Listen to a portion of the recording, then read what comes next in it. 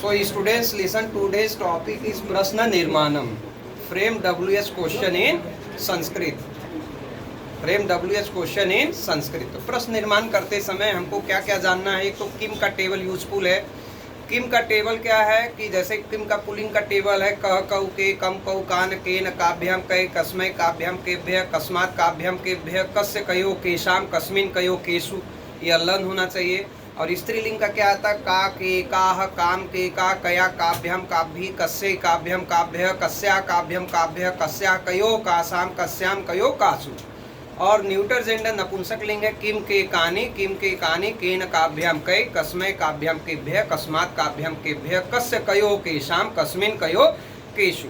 उसके अलावा कुछ वर्ड हमको जानना जरूरी है कि प्रश्न निर्माण जब करते हैं तो देखो किम मतलब क्या होता है व्हाट, पुत्र मतलब वेयर, और कदा मतलब वेन, और कति मतलब क्या होता है हाउ मेनी, कह मतलब हु, यानी अगर पुल्लिंग रहता है तो कह मतलब प्रश्न का निर्माण करेंगे, का मतलब हु लेकिन फेमिनाइन जेंडर के लिए, और कथम मतलब हाउ, कीदृशी मतलब भी कैसा है, किमर्थम मतलब वाई होता है, कुतः मतलब फ्रॉम वेयर, जहाँ से सेपरेशन होता है उसमें पंचमी भक्ति का प्रयोग किया जाता है।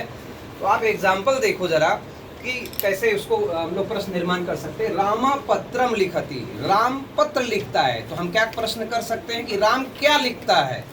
अंडरलाइन वर्ड आंसर, जैसे फ्रेम WH टाइप क्वेश्चन है इंग्लिश में आता है ना, तो राम राइट्स अ लेटर, अगर लेटर को अंडरलाइन कर दिया गया तो हम क्या लिखते हैं what does Ram right, what does Ram right, underline word should be in the answer. वैसे ही संस्कृत में भी है कि रामा पत्रम लिखत, तो लिखेंगे रामा किम लिखती, क्वेश्चन मार्क इज कंपलसरी।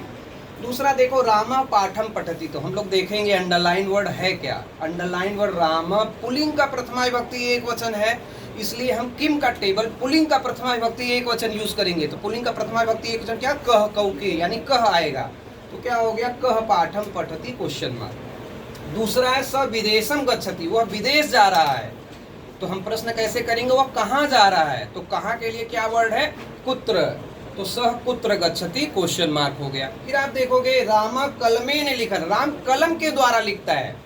जब किसी के द्वारा कोई काम किया जाता है तो कलमेन क्या तृतीया भक्ति एक वचन है, तो हम क्या लिखेंगे तृतीया भक्ति किम का टेबल, क्योंकि कलम नपुंसक लिंग है तो केन आ जाएगा, राम कलमेन लिखती।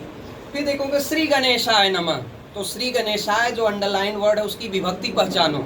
श्री गणेश पुल्लिंग है, चतुर्थी भक्ति एक वचन है, तो हम क्या लिखेंगे किम का टेबल पुल्लिंग का चतुर्थी भक्ति एक वचन क्या हो जाएगा कस्मै, तो हम लिखेंगे क्या कस्मै नमः, कस्मै नमः। तो याद रखो जो अंडरलाइन वर्ड का विभक्ति पहचानना पड़ेगा, वैसा ही किम का टेबल यूज करना है। नेक्स्ट वन, इधर आ जाओ तो स्टूडेंट नेक्स्ट क्वेश्चन है क्वेश्चन नंबर 6, राम सप्तवादने उत्तिष्ठति, राम जो है 7 बजे उठता है, कितने बजे 7 बजे, तो हम क्या प्रश्न कर सकते हैं वेन मतलब कब उठता है, तो कब मतलब कदा आ जाएगा, तो क्या लिखेंगे राम कदा उत्तिष्ठति क्वेश्चन मार्क। फिर देखो दिया नचकेता त्रीनि दिनानि प्रतीक्षा मकुरुत, नचकेता ने 3 दिन तक प्रतीक्षा, अंडरलाइन वर्ड क्या है त्रीनि दिनानि, तो हम क्या लिख सकते हैं कति, कति मतलब हाउ मेनी, कितने दिन, हाउ मेनी कति, तो हम प्रश्न क्या करेंगे नचकेता कति दिनानि प्रतीक्षा मकुरुत। नेक्स्ट क्वेश्चन है रामा पठनाय विद्यालयम गच्छति, राम पढ़ने के लिए जाता है, जब पढ़ने के लिए किसी पर्पज के लिए जाता है तो क्या लगाते हैं किमर्थम, तो लिखोगे राम किमर्थम विद्यालयम गच्छति, राम किमर्थम विद्यालयम गच्छति। राम ग्रामात आगच्छति, गांव से आता है, तो मैंने आपको बोला जब सेपरेशन हो ग्रामात इज द पंचमी भक्ति, तो हम कहाँ से आता है, जब सेपरेट होता तो क्या लगाते कुतः, तो राम कुतः आगच्छति।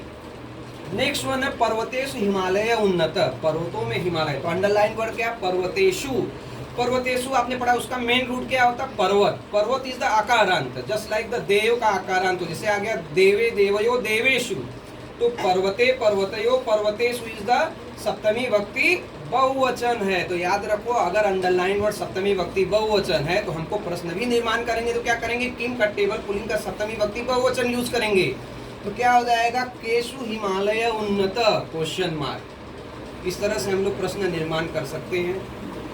किम का टेबल आपको आना चाहिए और साथ में ये सब आना चाहिए, वर्ड का मीनिंग समझना चाहिए। ओवर।